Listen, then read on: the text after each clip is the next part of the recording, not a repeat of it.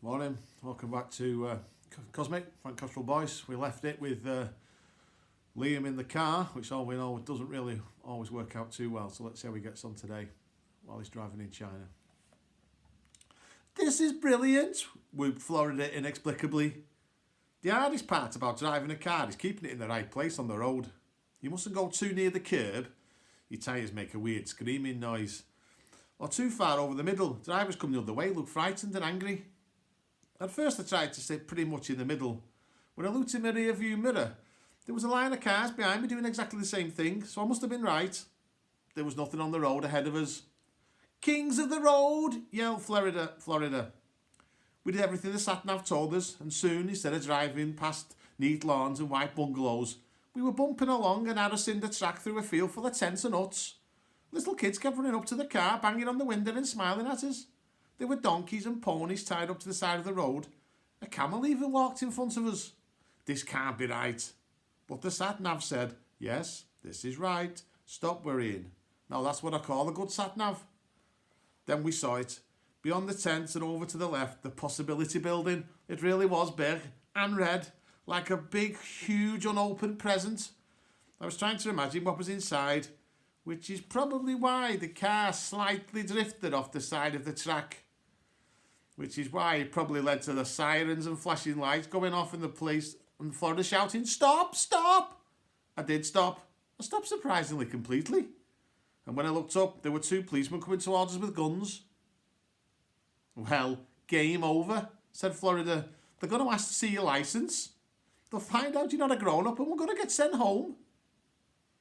Her theory was much more optimistic than mine. My theory was they were going to shoot us.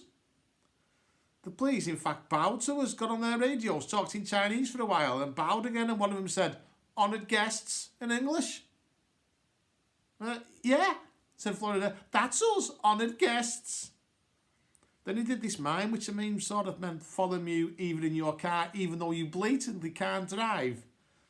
And they led us all the way to the Possibility Building. This was the best thing ever, according to Florida, because it was like a police escort, and even Madonna doesn't get a police escort. That's why Madonna doesn't have a dad like yours, I said. Dr. Drax was waiting for us and the other kids and dads. She asked if we were ready to see the biggest thrill ride in the world. I said, yes!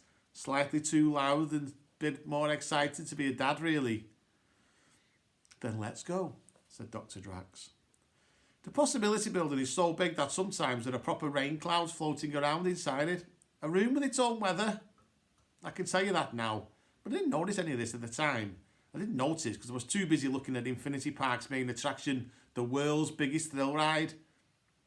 The one that I've been waiting to see all the time, the rocket, in front of me and above me, way, way, way above me, because the rocket goes all the way past the interior clouds to the roof.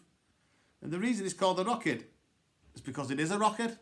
A real rocket, a blue rocket, a massive rocket. One like you go to space rocket in. It was so massive at first we couldn't tell it was a rocket. It just looked like a wall of metal pipes and panels. We couldn't take it in. We looked up and then looked down as though we were a bunch of scanners trying to upload an image. Samsung 2 seems to have the fastest processor. It's a rocket, he said. Yes, Dr. Drax smiled. It's my rocket.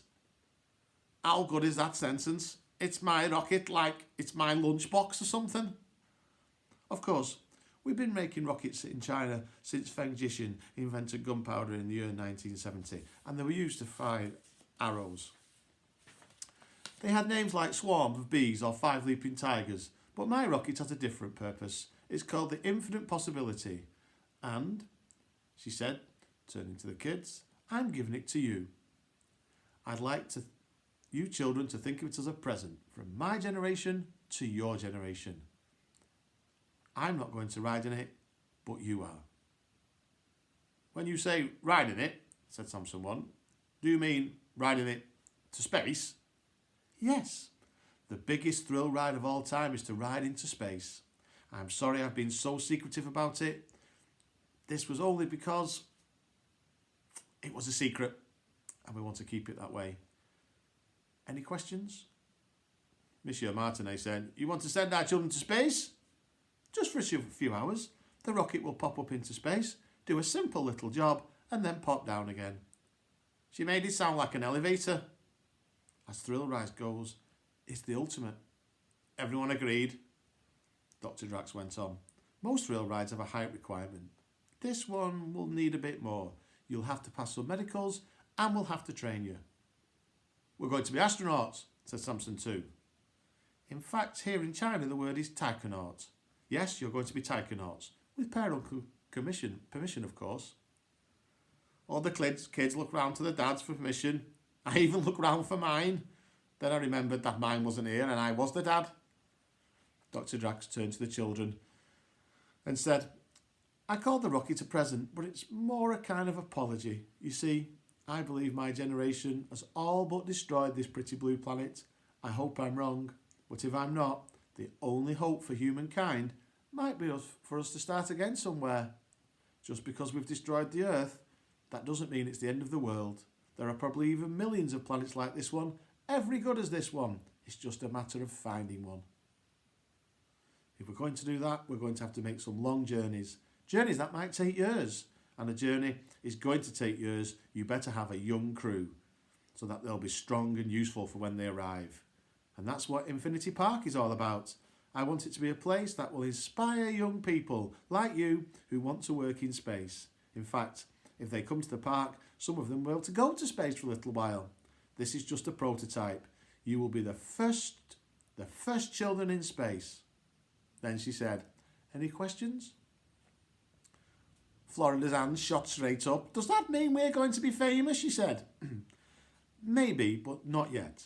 As I said, this mission is secret. Our little secret. How famous? Well, world famous, I suppose. Maybe, as long as everything goes to plan. Florida was bouncing off the walls with her feet with sheer happiness. She put her hand up again. Florida. I love this colour.